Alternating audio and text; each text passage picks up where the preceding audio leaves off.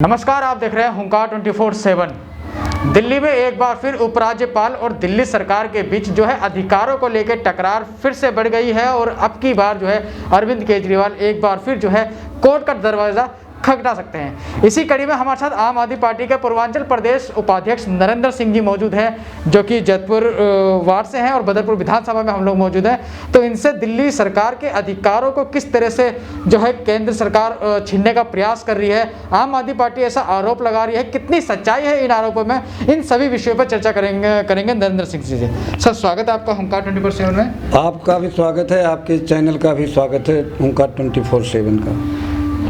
Sir, Delhi सरकार के अधिकारों को कम करने का प्रयास केंद्र सरकार उपराज्यपाल के माध्यम से कर रही है, ऐसा आरोप आम आदमी पार्टी लगा रही है। पहले लोकसभा में बिल पास किया गया, अब राज्यसभा में भी पास हो गया, तो क्या कहना चाहेंगे सर, क्या कुछ हो रहा है आम आदमी पार्टी के साथ? देखिए, ऐसा है, आम आदमी पार्टी और केजरीवाल जी के द्वारा किए गए कामों से बीजेपी परेशान हो गई है।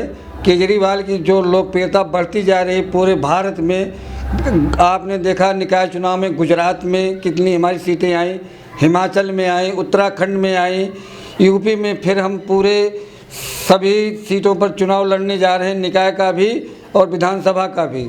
उससे आम आदमी पार्टी की लोकप्रियता को देखते हुए बीजेपी सरकार घबरा गई है और उनकी लोकप्रियता को कम करने के लिए केजरीवाल जी की और आम आदमी पार्टी और विशेषकर दिल्ली विधानसभा में चुनी हुई सरकार का जो भी अधिकार है वो बीजेपी की सरकार कम करने का प्रयास कर रही है, जिसको आम आदमी पार्टी चलने नहीं देगी। इस लड़ाई को हम जनता के घर घर दरवाजे तक ले जाएंगे।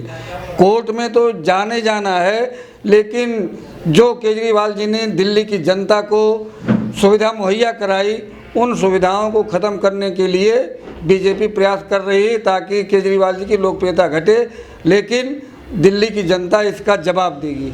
सर, दिल्ली सरकार की सबसे महत्वपूर्ण योजना फ्री स्टेप डिलीवरी, मुख्यमंत्री घर घर राशन योजना 25 मार्च से शुरू होनी थी, लेकिन उसके ऊपर भी जो है 25 मार्च से पहले ही जो है केंद्र सरकार ने ब्रेक लगा दिया है। क्या कहना चाहेंगे?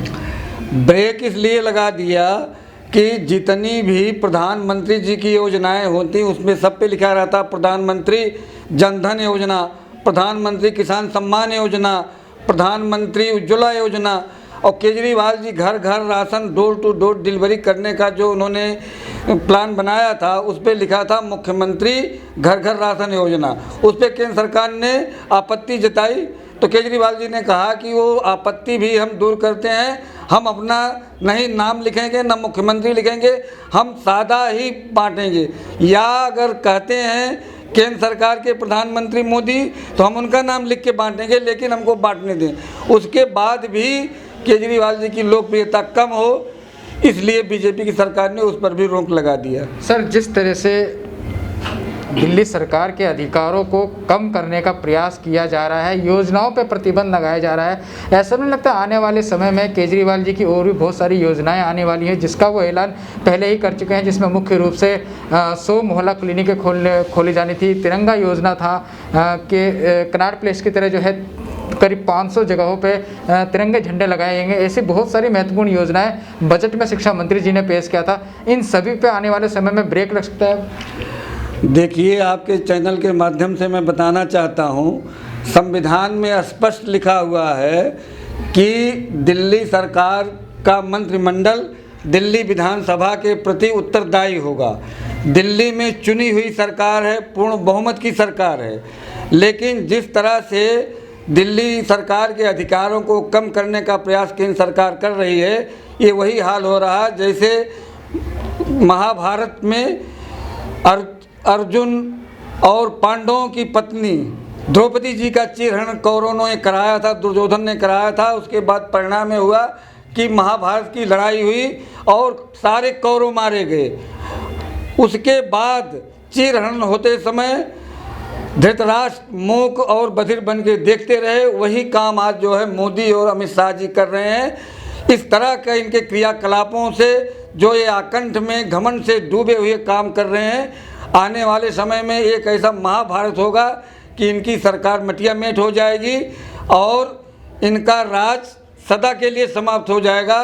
जिस तरह से इनका क्रियाकलाप है पूरे देश की जनता जान गई है और जनता ही इसका जवाब देगी। जब जनता रोड पे उतर जाती है तो इसी तरह से इंदिरा गांधी ने किया था, इमरजेंसी लाया था और घोषित इमरजेंसी लाया था, लेकिन ये अघोषित इमरजेंसी ला करके पूरे देश में जो है ये अपना राज्य डिक्टेटरशिप चला के कायम करना चाहते हैं। लेकिन जयप्रकाश नारायण जैसे केजरीवाल जी पैदा हुए हैं, वो इनके इस मंसूबे को कामयाब नहीं होने देंगे और पूरे देश की जनता इसका जवाब देगी। सर, उपचुनाव के नतीजे के बाद और दिल्ली सरकार के जो योजनाएं दिल्ली वालों के लिए काफ़ी लाभदायक सिद्ध हुई थी, उसको देखकर ये लगता था कि दिल्ली नगर निगम चुनाव 2022 में कहीं ना कहीं आम आदमी पार्टी जो है जीत सकती है और अपना एमसीडी पर जो है आ सकती है। लेकिन जिस तरह से आम आदमी पार्टी के अधिकारों को छीन लिया गया है, नहीं लगता आपके कि अब जो एमसीडी के जो रास्ते हैं काफ़ी कठिनाईपूर्ण हो सकते हैं?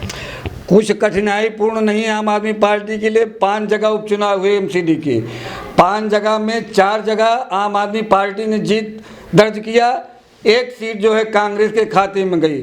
और सबसे चौंकाने वाली बात है कि 1 जगह बीजेपी के कैंडिडेट को 144 वोट मिले हैं। आप सोच सकते हो कि गांव में प्रधानी के इलेक्शन में भी 144 वोट से ज़्यादा कैंडिडेट को मिलते हैं और यहाँ पर जहाँ पर 25, 30, 40, 50 हज़ार वोटर होते हैं वहाँ पर 144 वोट मिलने का मतलब, उसको देखते हुए हम बीजेपी की सरकार घबरा गई है और उसी को देखते हुए केजरीवाल जी और दिल्ली सरकार के अधिकारों को कम करके एलजी के हाथ में शासन देना चाहती है कि जिससे जो भी विकास की फाइलें हैं एलजी से रोक के रखे, आम आदमी पार्टी काम न कर पाए और दिल्ली की जनता को जो सुख सुविधा केजरीवाल जी मुहैया करा रहे हैं उस पर भी रोक लगे ताकि उनकी लोकप्रियता कम हो।